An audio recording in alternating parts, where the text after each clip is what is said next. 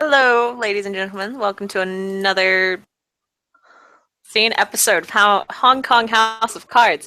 Today we are chilling in Haishin. Yes, pronounced Haishin shop. Um, it's probably been closed for a little while now, and so Jiaying is in like her little room there, painting.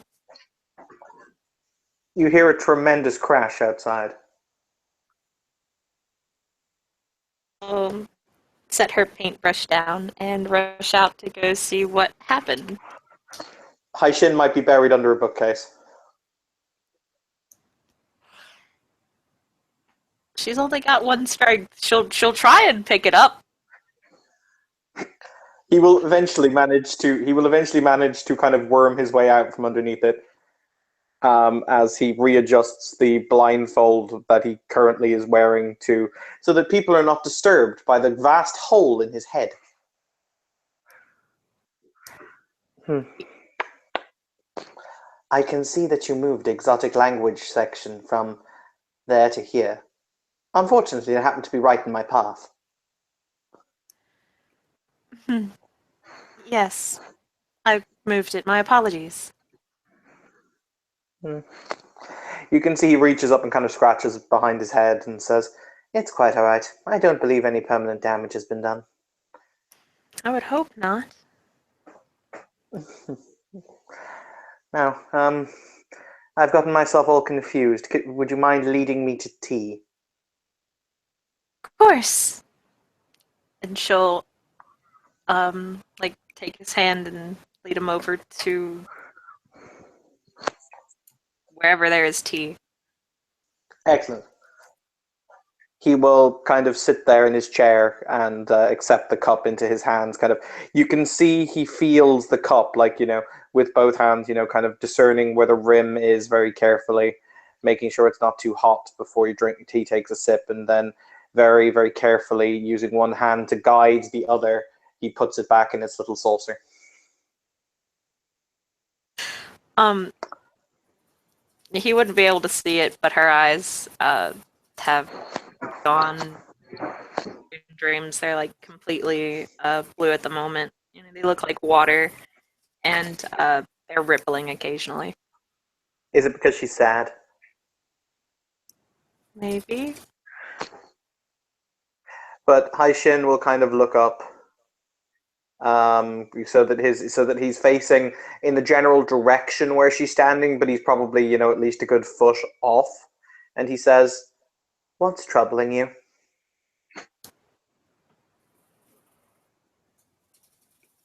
Nothing. I'm perfectly fine. Hmm. He places the cup. He picks it up again and takes another sip before repeating the process and delicately putting it back down. I see.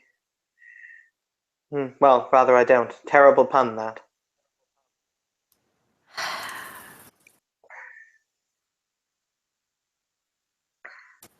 Hmm, I suppose. I think that when all this is over, if it ends, I think that this city has endured so much pain. It seems as though no one values the simple things anymore.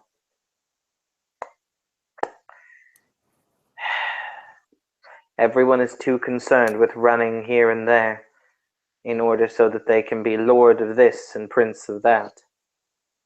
No one just listens to the earth and the whispers anymore. It's a sad time. Not all of them are able to listen, but I see your point, sir. And then she'll cut a pause. Hmm. Then she'll correct herself and say, I get your point.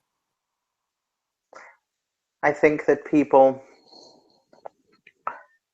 are too focused upon forever and not focused enough upon the now. It is easy to dash forward It is not so easy to know where one steps in the dash. That is true, but their lives are fleeting. They do not have as long as we do, unless they feel like they must run. It is not the Shenma, or it is not the Shen who I address. No, no. It is us. Even though we are eternal, all we seem to do is run.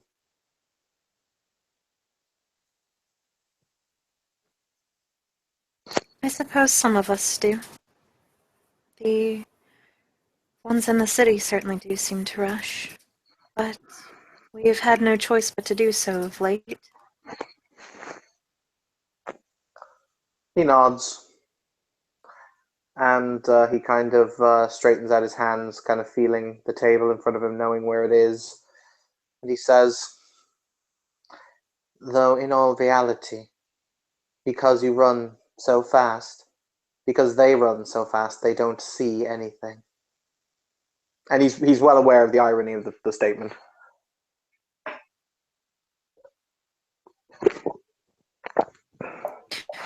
That is something we will have to deal with at a later time, then. It is close to impossible to stop running currently, at least in our goal. And what is that goal? To return the ward back to that way the demons will be purged from the city. The servants of the Yama Kings will always pace outside its boundaries. They will always be just a breath away. This ward, and he kind of motions his hand in a general circle, is a symptom of the disease that is Hong Kong, or rather, what the world has become, where the demons do prowl in the night just a breath away. It is not until humanity gives up its vainglory, gives up its pride, and accepts its place, not necessarily in the order of things, but are willing to banish the darkness. Then we may rest, I suppose. Perhaps, but I would prefer the demons be a breath away than right beside me. In order to keep the city safe, at least temporarily from the demons, then renewing the ward is what will happen. How goes the preparations for the ward's restoration? All of the physical components are there. We are just missing 3 people of faith, true faith in St. Michael, I believe. Yet we are unable to bring them to the city because of the lockdown. So much violence, so many prayers said for those who will never set foot in their homes again. And all for the ego of man. For after all, that is what these technocrats are. The epitome of man's ego, that they think that they can subsume God. I do Ironic. not believe it is the technocrats who are causing this. You do not think so? No. There was a creature, a vampire, who made these ghouls and what is known as a cathedral of flesh. That, Yeah. those, indeed. The entity known as Zalish that was the death of Master Shushan. Long may he rest.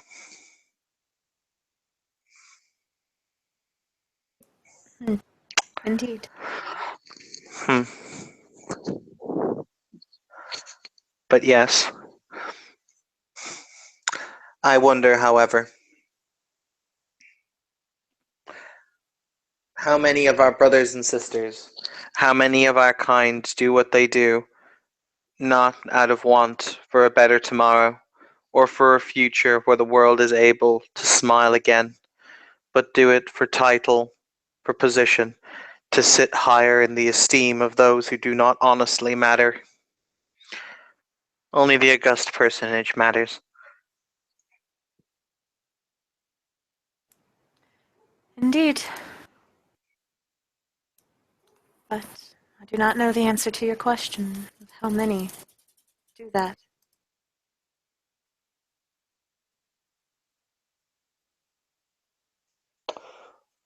He kind of he looks towards your voice and says, "What do you think of our brothers and sisters then?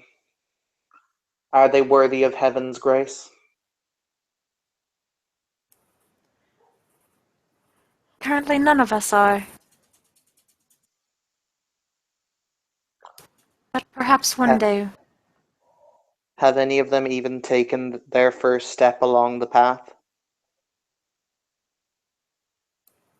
I do not know. That would be a question for them, and not I.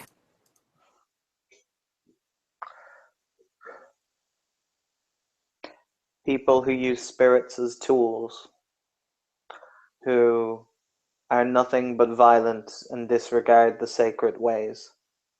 I fear for this city. I genuinely do.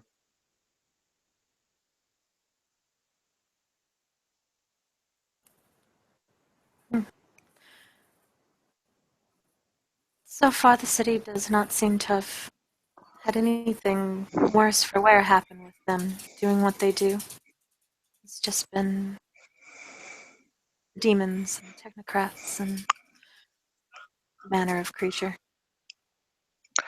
Yes, but you have to remember that ultimately our goal is to return home and unlock the door. Every one of us should strive for that goal, but we should strive for it not for our own personal servants, not for our own personal gain or for our own personal glory, but rather for redemption of the soul. That is the highest calling of any Hessian. Indeed. And perhaps this will happen soon, once everything in the city is taken care of. Once the world is quiet, I miss the world being quiet. As do I. I wonder 6 months ago if you ever thought that you would fight a war that heaven and hell have fought since the separation. 6 months ago, I did not even know that I wasn't human. So, I would have to say no to your question. Well, we are glad that we found you in the river and that you are safe here now. As am I, though, am I really any safer? Having to face demons now instead of just dark alleyways. A disproportionate amount of our time is spent in dark alleyways. Indeed. Indeed. It's pretty bad. Yeah. Because if at first you don't succeed in the Hessian venue, you go down a dark alleyway and try again. Haishin puts his now empty teacup back on its saucer and says, "What of this new boy of whom you spoke to me about?" Leon Jin. What about him? Yes. He kind of quirks his head to the side. What of him? In general, I suppose. He is a decent man. He's smart. Chewy you. He's not too bad in a fight. People are too concerned with their ability to fight. It must always be violence. So much violence. Well, it isn't exactly if you can just politely ask a demon to walk away. No.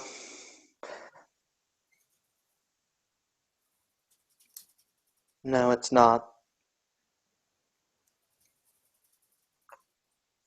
But then again, prayer and faith are often just as much a triggering instance for their banishment as is violence.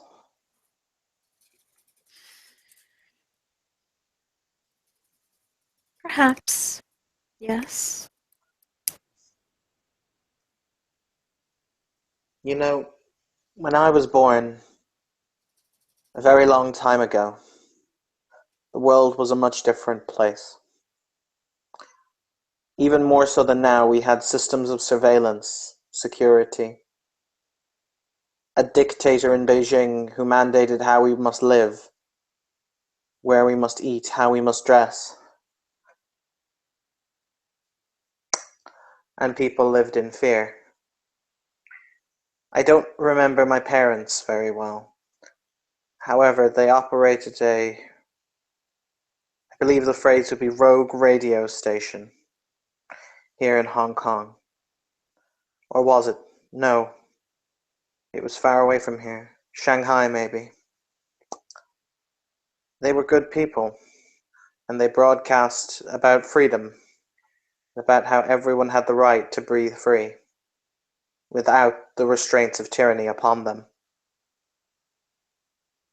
However, the path to hell is paved with good intentions, and eventually, when the government found out what they were doing, they were dragged away and shot just outside my home.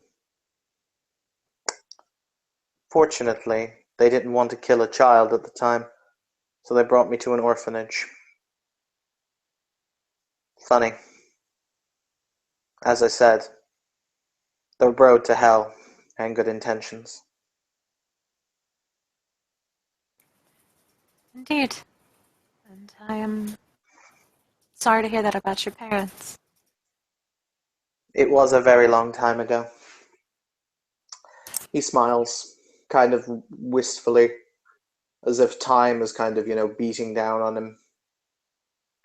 I guess since losing the ability to see, the world has slowed down, and it's given me more time to think.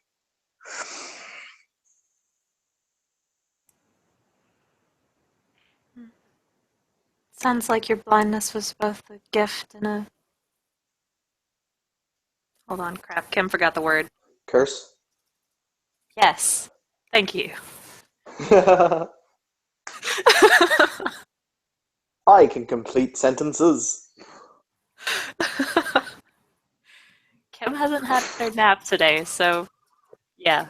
Be glad it's only words she's forgetting. Last time she forgot clothes. That one was awkward. What? Nothing. But, huh? I'm screwing with you, Kim. Anyway, yeah.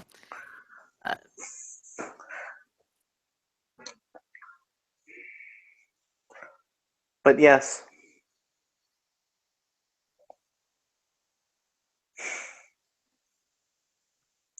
They are all brave and foolish to stand before the tempest. I only hope some of them will be remembered. That is all one can hope. How many demons thus far have you banished? I've lost count, to be honest. Well, perhaps it wasn't Honestly? entirely demons, but just those rods that summon them here. Yes. They corrupt the ley lines on the dragon's nests, turning them into places of sickly, baleful energy. Yes, there was one in your shop not too long ago, but I removed that swiftly along with Dream Pursuer. My, it seems as though they are literally knocking upon my door, ever questing for my own soul. Funny, I like my soul rather firmly situated where it is. Well, it isn't as if you're the only one living here, you know. They weren't knocking either. Fair.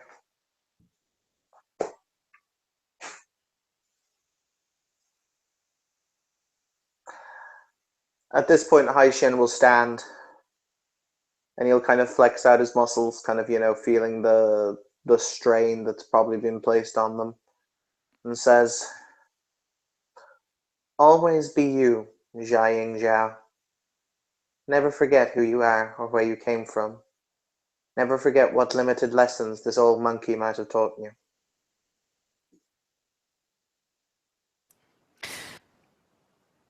And no, I don't believe I will ever forget. Or at least I hope I don't. And by the way, you weren't that old either. He turns and says, "How old do you think I am?" Oh, no, don't get me wrong, I know you're pretty old, but you're not that old. Hang on, I have to work out how old he is now. Shit, math. He was Didn't you tell me born. once like he was like 60 or something? Hang on, he was born in 1952 or 53, so that would make him 70 odd? Yeah, around 70, because I know my vampire was born in 1959 and he's 67, so. Yes.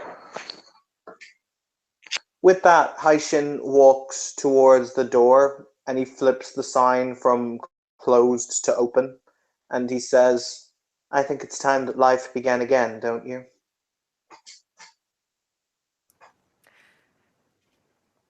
Indeed. Though, I believe it's been going for quite a while now.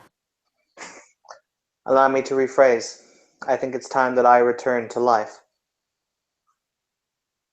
She'll just kind of smile because this is Jiaying and she's a sarcastic asshole. She just says, "Well, I don't know. I think you've been living for a little bit too. You haven't gone through the Khonshu lately, have you?"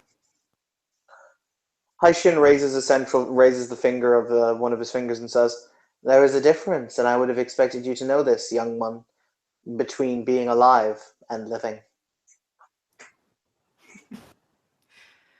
I do. I was just messing with you. I thought a funny little joke would be needed. Haishin feels his way back to behind the desk, at which point you'll hear a ding-a-ling-a-ling as somebody opens the door, and he smiles and says, "Good afternoon. Welcome to the Apricot Dragon. How may we help you?" And shall we call the scene there? Sure. Um, Thank you, players, for playing. Thank you, watchers, for watching. Have metaphysical, weird-ass monkey dreams as always. okay.